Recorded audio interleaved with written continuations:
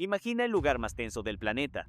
No es el despacho oval, no es la sala de control de un reactor, sino una franja de tierra fangosa y alambrada, erizada de minas y ojos que observan desde torres. Es la zona desmilitarizada coreana, la DMZ. Para el mundo, este lugar solo tiene una dirección de tránsito: la desesperada huida desde la hambruna del norte hacia el incierto pero libre refugio del sur. Es la ruta de la esperanza, el camino que cruzan miles de personas desafiando al hambre de púas, ríos helados y la furia de patrullas armadas. Esa es la historia que se cuenta, la narrativa grabada a fuego en la conciencia colectiva. Pero de vez en cuando, el gran guión de la historia coreana da un giro tan brusco que el mundo entero se queda en silencio, con el diccionario en la mano buscando una palabra que no sea locura. Suena a sátira, a una broma pesada con tintes de propaganda vintage, pero es real. Una mañana, en algún momento de la década de 1980, mientras un general norcoreano no podía ni soñar con cruzar la frontera al sur sin terminar colgado de un árbol, el hombre que encarnaba el establishment anticomunista surcoreano, un héroe de guerra condecorado, un veterano de la liberación y una figura clave de la política exterior de Seúl, simplemente empacó sus maletas, no para mudarse a una hacienda en California o a un retiro tranquilo en Europa.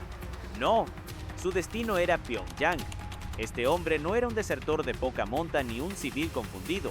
Estamos hablando de un militar condecorado que había alcanzado el máximo escalafón. Era un general de 4 estrellas, una posición que lo colocaba entre los guardianes absolutos de las rampas anticomunistas de Corea del Sur. Pero sus títulos no terminaban en las charreteras militares. Este patriota, cuyo nombre se había forjado a fuego en la Guerra de Corea, había pasado a la diplomacia. Había sido embajador de Corea del Sur en Alemania Occidental, una nación clave en la política de Seúl. Lo que es aún más impactante, había ocupado el cargo de ministro de Asuntos Exteriores de la República de Corea entre 1961 y 1963. Había negociado con antiguos colonizadores, había representado a su país en la escena global y había sido un pilar fundamental en la construcción de la identidad diplomática de Seúl después de la guerra. Piensa en la escala de esta deserción. Es como si el mismísimo secretario de Defensa estadounidense se levantara un día, anunciara que la Casa Blanca es un fraude y decidiera que su nuevo hogar sería un puesto en el Politburó de un país enemigo. Era el surcoreano de más alto rango jamás fugado al norte, un símbolo de traición inaudita para su país de origen y un trofeo de propaganda incalculable para el régimen de los Kim. Este hombre, Choi Deok-sin, había estado en la cima del poder. Había participado en las decisiones más trascendentales del Estado. Su vida era una lealtad sin fisuras al sur, una trayectoria marcada por el anticomunismo virulento. Había pasado de ser un luchador por la libertad contra los japoneses, forjado en el exilio chino, a un general que ejecutaba con mano de hierro las políticas represivas contra los insurgentes comunistas durante el conflicto coreano. Era la antítesis del norcoreano, y sin embargo, un día simplemente decidió que Corea del Sur no era el hogar que él había imaginado, que la dictadura autoritaria de Seúl era una traición al espíritu que había luchado por liberar a Corea. Se sintió traicionado por los líderes, difamado por la prensa y, lo más sorprendente, descubrió que la historia de su propia familia tenía un capítulo abierto en el norte. Y así, de forma completamente inesperada y en abierto desafío a toda lógica ideológica, le dijo a su esposa: «Abróchate el cinturón, nos mudamos a Pyongyang». El shock fue absoluto, y el espectáculo, tanto irónico como trágico, apenas comenzaba. La vida de Choi Deok-sin, de principio a fin, fue una serie de decisiones extremas y contradictorias, una montaña rusa ideológica que reflejaba la turbulencia y la brutalidad de la historia coreana misma. Su historia no es una simple narrativa de lealtades, sino un oscuro relato de cómo un mismo hombre puede ser tildado de héroe, carnicero y campeón de la paz, todo al mismo tiempo, dependiendo de qué lado de la DMZ se cuente el cuento. Su partida al norte fue un desafío a la lógica de la Guerra Fría y un recordatorio incómodo de que la línea entre el patriotismo y la traición es a menudo más delgada que el alambre de púas en el paralelo 38. El hombre en cuestión, Choi Deok-sin, se convirtió rápidamente en un elemento básico del repertorio propagandístico norcoreano. Pyongyang, el teatro de la gran farsa ideológica, no tardó en darle un papel protagonista.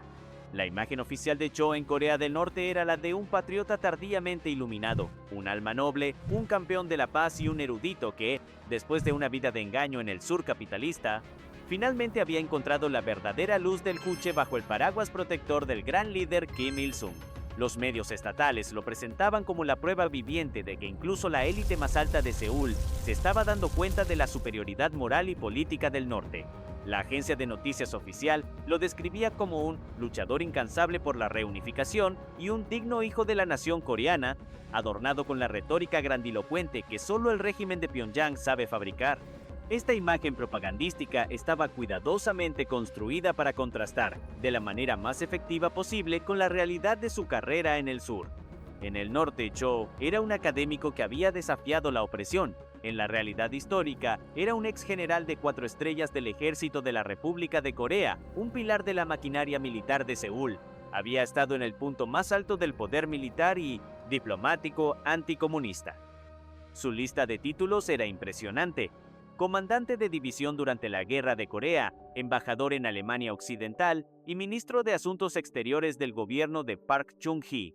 Su vida había sido un testimonio de lealtad absoluta al sur y a la causa anticomunista, hasta el punto de la crueldad. La ironía es que para que Cho encajara en el panteón de la propaganda norcoreana, había que borrar de la historia un capítulo oscuro y sangriento de su vida. Como comandante de la 11, Yera División del Ejército Surcoreano, Choe fue la mano ejecutora de las brutales políticas de represión contra los insurgentes comunistas y los sospechosos de ser simpatizantes de izquierda en el sur.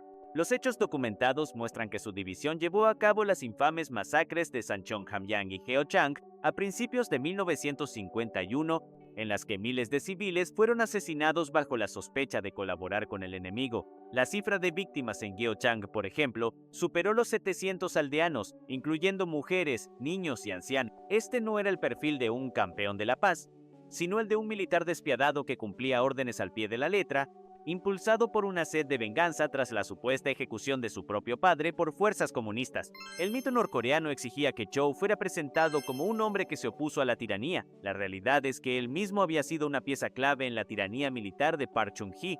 Su deserción no fue un acto de iluminación ideológica pura, sino la culminación de un profundo resentimiento personal tras su caída en desgracia y su enfrentamiento con el dictador surcoreano Park Chung-hee, quien lo consideró una amenaza política. Choe se sintió traicionado por un régimen que él había ayudado a construir. El norte aprovechó ese resentimiento para crear una narrativa de redención, ignorando convenientemente las miles de vidas que Choe había ayudado a apagar en el sur. Lo que para Seúl era un traidor despreciable, para Pyongyang se convirtió en un trofeo invaluable, un exégeta de la superioridad de su sistema que recibía todos los honores de un VIP, incluyendo altos cargos en el Comité para la Reunificación. La contradicción no podría ser más violenta ni el doble estándar más descarado. Para entender la deserción de Cho Deok-sin, hay que viajar mucho antes de la Guerra de Corea y sumergirse en la lucha desesperada contra la ocupación japonesa.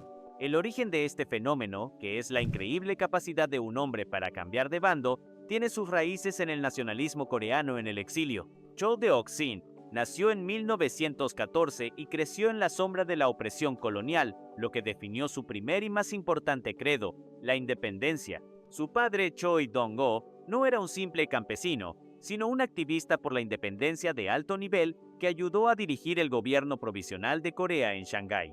Este era el caldo de cultivo de la élite intelectual y militar coreana que luchaba desde fuera. Cho Deok-sin se educó en China. Se graduó de la prestigiosa Academia Militar de Whampoa en 1936 y sirvió como coronel en el Ejército de Liberación de Corea, KLA, la fuerza militar del gobierno provisional que luchó junto a los aliados contra Japón. Pero aquí es donde la historia da un giro narrativo que parece sacado de un melodrama histórico. Durante sus años en China, el padre de Cho Deok-sin dirigía una escuela militar clandestina para guerrilleros coreanos. Uno de los alumnos de esa escuela en la década de 1930 era un joven combatiente de Manchuria llamado Kim Il-sung. El gran líder norcoreano, el futuro arquitecto del estado ermitaño, había sido un protegido, o al menos un conocido cercano, del padre de Choe. Esta conexión, sepultada durante décadas de furia anticomunista, se convertiría en el salvoconducto de Choe al llegar a Pyongyang. Cuando el general anticomunista desertó, no fue simplemente a un país enemigo, sino a un lugar donde el líder supremo había conocido y respetado a su padre, estableciendo un vínculo dinástico y personal que trascendía la ideología. Al terminar la Segunda Guerra Mundial y dividirse la península en 1945, Chow De-oksin regresó al sur, pensando que su historial como luchador por la independencia sería honrado. La amarga realidad fue que la administración militar estadounidense desconfiaba profundamente de los nacionalistas, con base en China, incluido el KLA, y prefirió confiar en coreanos que irónicamente habían servido en el ejército imperial japonés porque se les consideraba más firmemente anticomunistas. Esta traición inicial, la degradación de coronel a segundo teniente en el recién formado ejército surcoreano, sembró la semilla del resentimiento. Choe se sintió marginado por un ejército que, a su parecer, estaba lleno de colaboradores de sus antiguos enemigos. Este sentimiento de rechazo y el rumor de que su padre había sido ejecutado por fuerzas comunistas durante la guerra lo transformaron en un anticomunista virulento, quizás para demostrar su lealtad al nuevo orden. Este nuevo fervor lo llevó a cometer atrocidades como general de la 11, mera división, durante la Guerra de Corea, consolidando su reputación como un militar despiadado dispuesto a todo. Sin embargo, su posterior ascenso a ministro de Asuntos Exteriores y embajador no satisfizo su ambición ni acalló su sentimiento de que el régimen de Park Chung-hee, que se había convertido en una dictadura militar, había traicionado la promesa de la nación. Al romper con Park Chung-hee y exiliarse en Estados Unidos, la vieja herida colonial, la amargura por la ingratitud del sur y la revelación de que Kim Il-sung había honrado a su padre en el norte actuaron como catalizadores. El sur, autoritario y desagradecido, no era su hogar. El norte, aunque comunista, ofrecía una peculiar forma de redención personal al ser el lugar donde su linaje y su padre eran respetados por el propio líder. Así, el antiguo héroe de la liberación se transformó en el trofeo de la propaganda del norte, un símbolo viviente de que la República de Corea estaba moralmente podrida. La deserción no fue solo política, fue la búsqueda de un hogar que sintió que el sur le había negado desde 1945. La llegada de Chow De-oksin a Pyongyang fue un evento de ópera, orquestado con la precisión histriónica que solo el régimen de Kim Il-sung podía ofrecer. No arribó como un humilde refugiado, sino como un huésped de honor, un patricio del sur que venía a validar el gran experimento Juche. De inmediato se le concedió a él y a su esposa Ryu Mi-jong una residencia en el distrito de Mansudae, el barrio de la élite norcoreana, a una distancia cómoda del centro de la toma de decisiones, pero lo suficientemente cerca de las comodidades reservadas para los cuadros de alto nivel. Para la familia, el cambio debió ser un shock sensorial. Pasaron de la cultura de consumo estadounidense, donde vivían antes de la deserción, a un ambiente donde la escasez era la regla, pero en el que ellos, personalmente, estaban exentos gracias a la generosidad de la cúpula.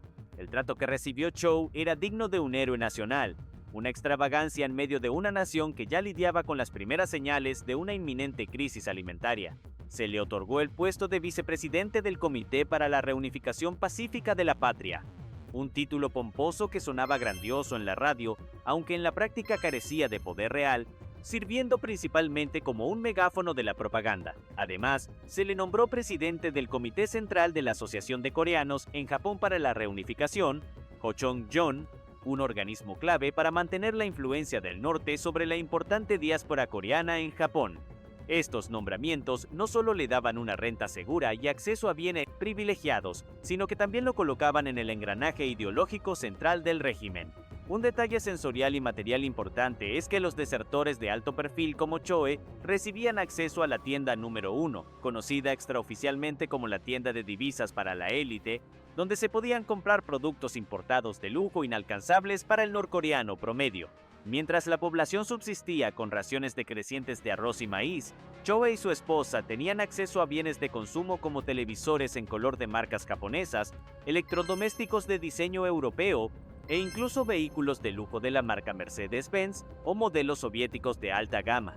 Además de esto, se les proporcionaba constantemente una cantidad generosa de carne, arroz blanco y verduras frescas, que contrastaban grotescamente con la dieta básica de pasta de maíz de la inmensa mayoría de la población.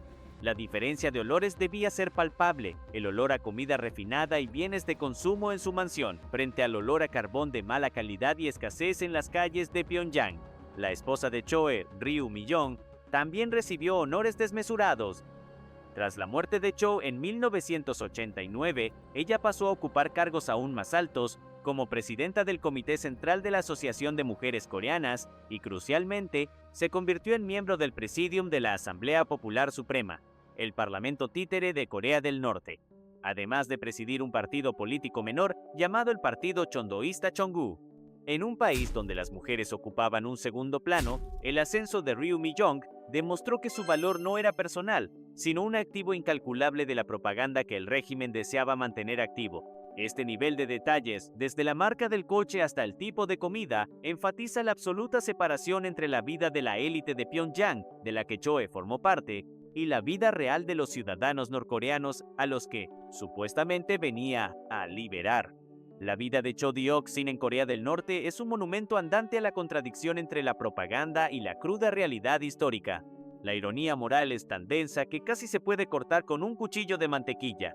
El régimen de Pyongyang lo veneraba como un patriota reiluminado, un hombre que rechazó el fango capitalista para abrazar el ideal del socialismo.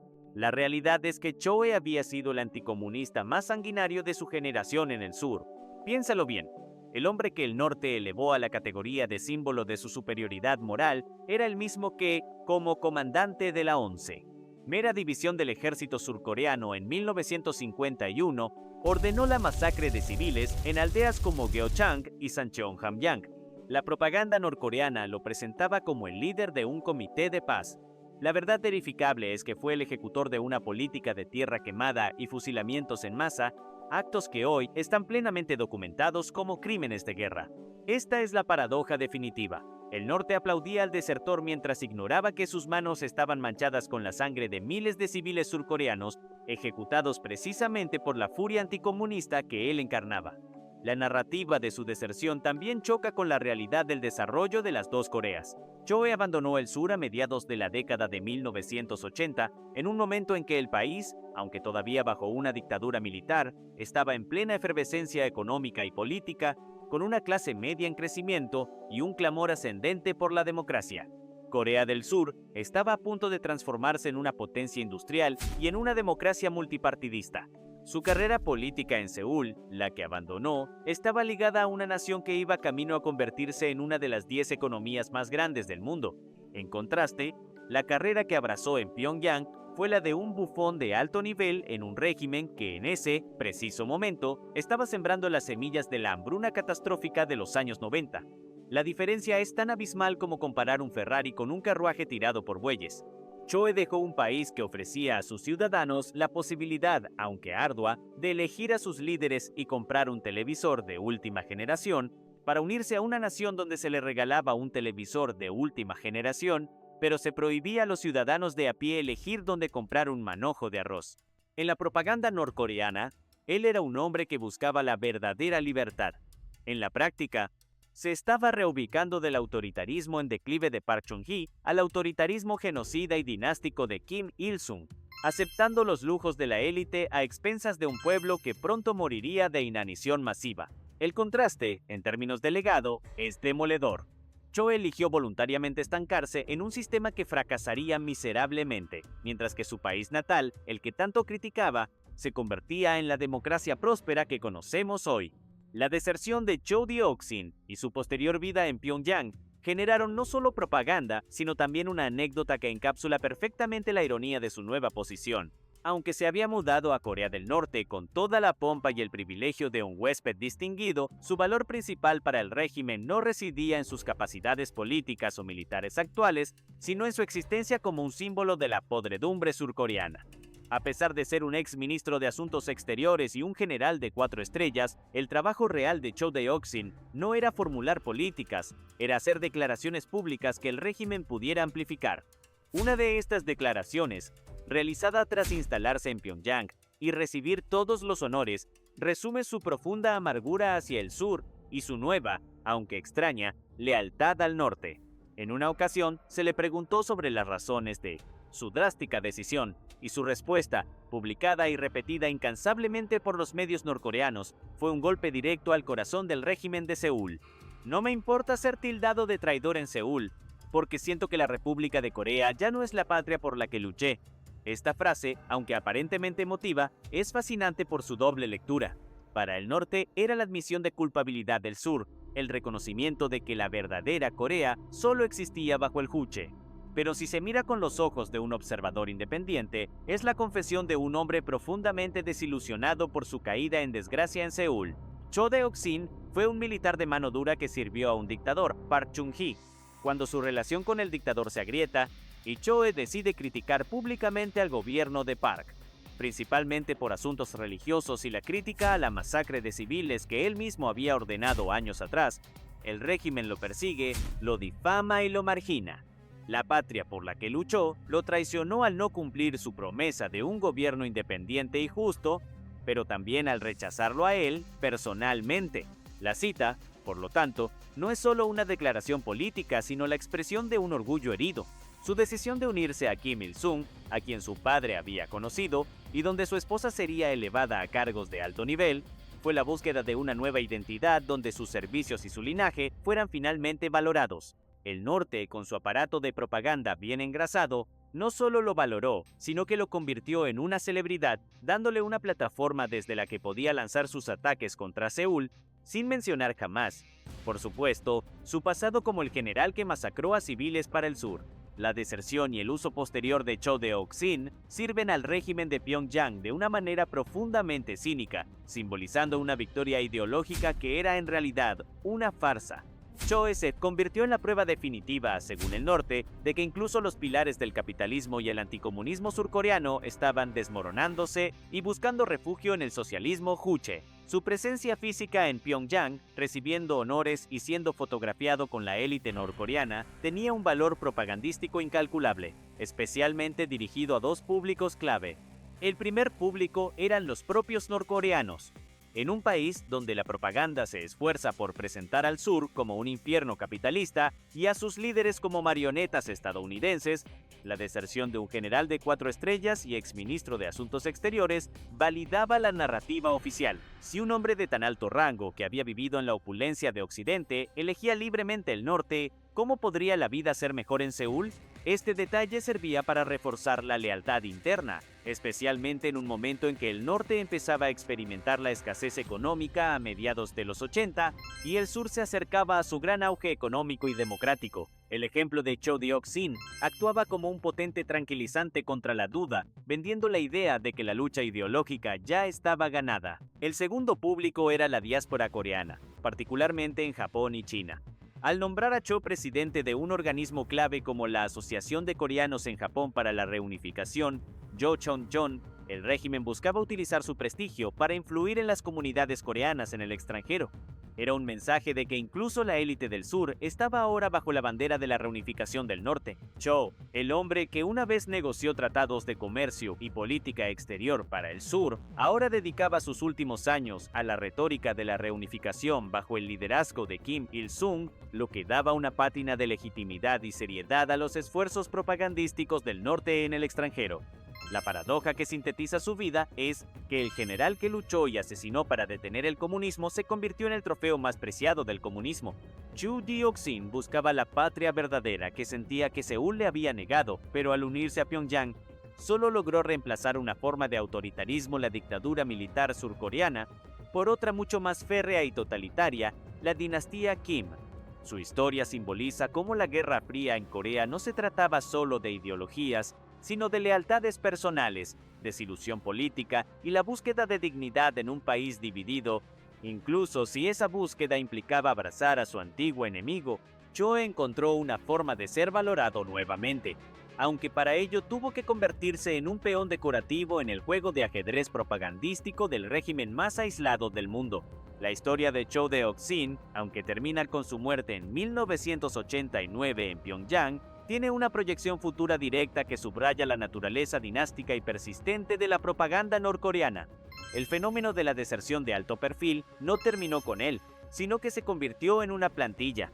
La principal consecuencia es que el régimen de los Kim continuó utilizando el linaje de Cho como un activo irreemplazable, demostrando que en Corea del Norte la lealtad es un negocio familiar que se hereda. La principal evolución se vio en la figura de su esposa, Ryu Mi-young, quien tras la muerte de su marido, no solo mantuvo sus privilegios, sino que ascendió a posiciones de mayor visibilidad e influencia propagandística, llegando a ser miembro del Presidium de la Asamblea Popular Suprema. Ella se convirtió en la Dama de la Paz del Norte, liderando delegaciones a Seúl en reuniones de familias separadas a principios de la década de 2000, un acto que utilizaba el dolor humano como herramienta política. Cada aparición de Ryu Mi-jong en el sur era un golpe de propaganda para el norte. Una mujer que había sido la esposa de un general anticomunista, ahora regresaba como embajadora de la reunificación de Pyongyang. Esta explotación del linaje familiar proyectó la lealtad de la familia Cho por más de 2 décadas después de la deserción inicial. La consecuencia más impactante y reciente de esta historia dinástica fue la aparición de su hijo, Choe In-guk, en 2019. 30 años después de la muerte de su padre y en un evento extremadamente inusual, el hijo de Cho Deok-sin también desertó a Corea del Norte para seguir la voluntad de mis padres. Este suceso probó que el estigma asociado a la deserción de Cho Deok-sin en el sur, combinado con la promesa de una vida privilegiada en el norte, donde el hijo fue recibido como un héroe, perpetuaba el fenómeno. El norte utilizó inmediatamente la deserción del hijo para alegar que incluso las segundas generaciones de surcoreanos estaban rechazando la vida en el sur, reforzando la narrativa de que la pobreza y el estigma social en Seúl llevaban a la gente a buscar refugio en Pyongyang sin importar su origen. A nivel internacional, la historia de Cho Deok-sin y su familia tiene un efecto persistente. Mantiene viva la idea, falsa pero útil para Pyongyang, de que existe un flujo bidireccional de lealtades en la península. La realidad es que más de 30,000 norcoreanos han desertado al sur desde el armisticio, mientras que los desertores al norte se cuentan apenas con los dedos de la mano y casi todos han sido explotados por la propaganda. No obstante, la existencia de los Cho permite al norte disputar la narrativa de que el sur es el único faro de esperanza, lo que a su vez complica los esfuerzos diplomáticos de Seúl para abordar la crisis de derechos humanos y la desnuclearización. El legado de Cho Deok-sin, por lo tanto, es el de una familia que, a través de sus decisiones extremas, se convirtió en una herramienta de la política exterior norcoreana que sigue siendo explotada décadas después de su deserción. La deserción de Choe Deok-sin y su ascenso a la élite de Pyongyang, junto a su esposa Ryu Mi-jong, tuvo un impacto directo y marcadamente desigual en la vida cotidiana de los norcoreanos y en la percepción de los observadores extranjeros.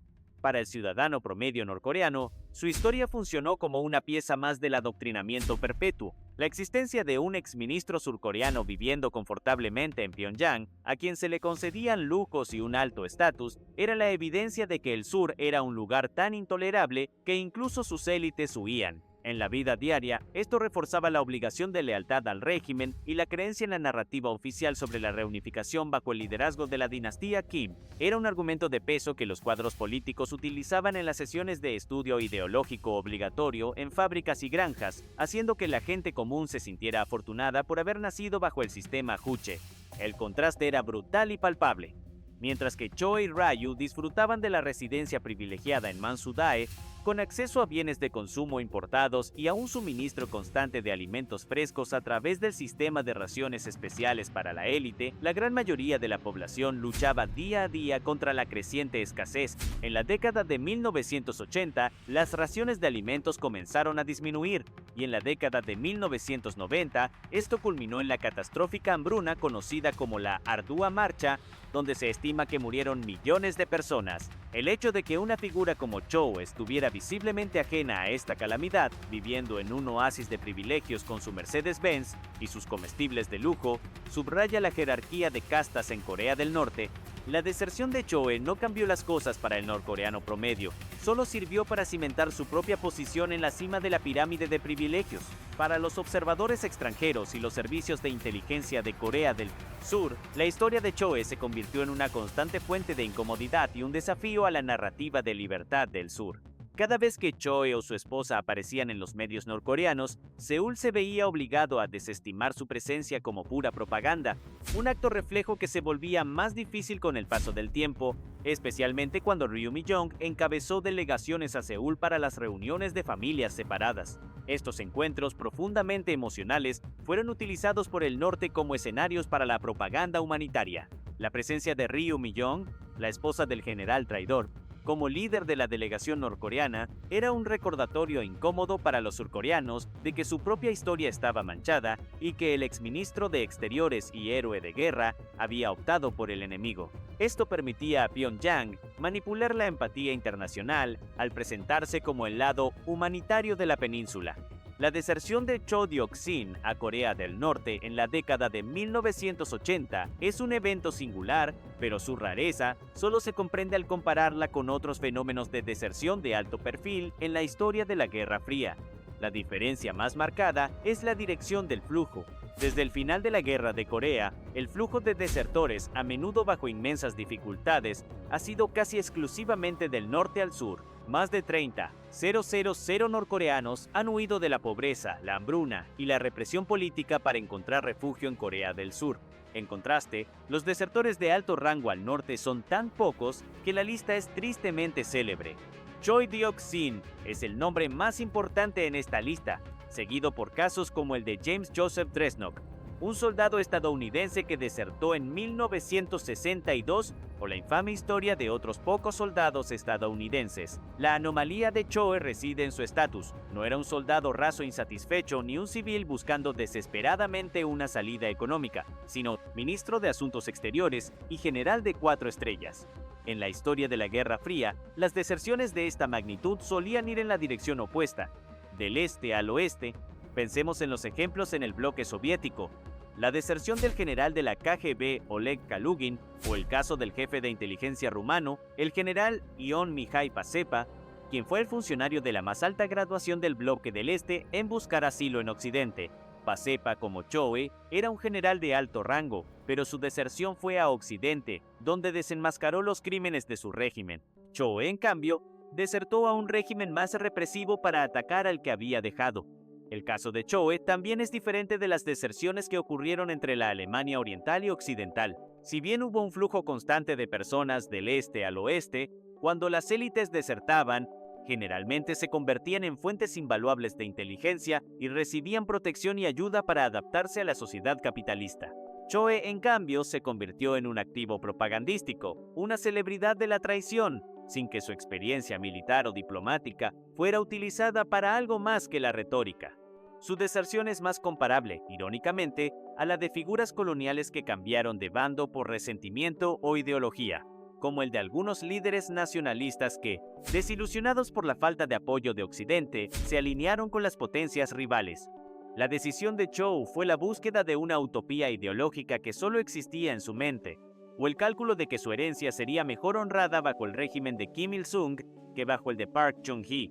En resumen, si las deserciones del este al oeste simbolizaban la búsqueda de la libertad, la deserción de Choe al norte simbolizó la búsqueda del reconocimiento personal y la amargura envuelta en un manto de ideología, algo excepcionalmente raro para un hombre de su calibre en esa... Soy un Turaj Turiza.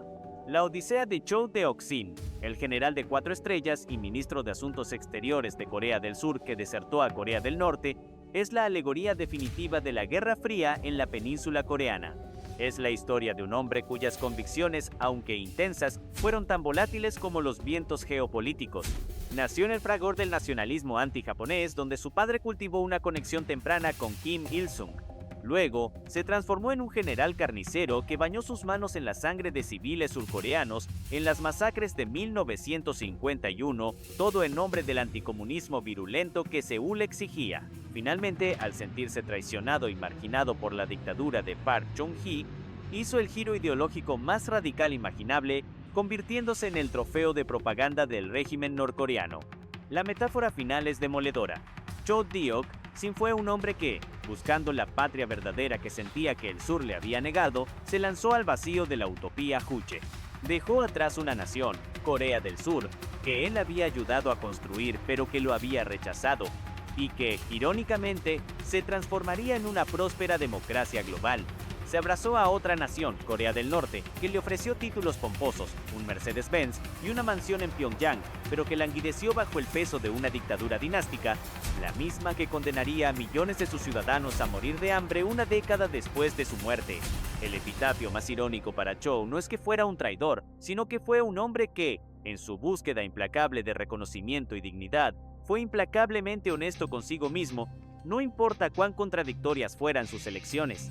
La medida de su vida no se encuentra en la sabiduría de sus decisiones finales, sino en el hecho de que el mismo hombre puede ser simultáneamente aclamado como un héroe de la liberación, condenado como un criminal de guerra, explotado como un símbolo de la paz, todo dependiendo de qué lado del paralelo 38 se cuente su historia. Su vida demuestra que la división de Corea no es una simple narrativa en blanco y negro de bien contra mal, sino un caleidoscopio de lealtades personales rotas. Cho Deok-sin fue el hombre que, con su deserción, le dio a Pyongyang el regalo más grande, la mentira de que la gente aún huía hacia el norte. Un engaño que sigue vivo décadas después de que su linaje continuara su lealtad al régimen, garantizando que el general nunca sería olvidado.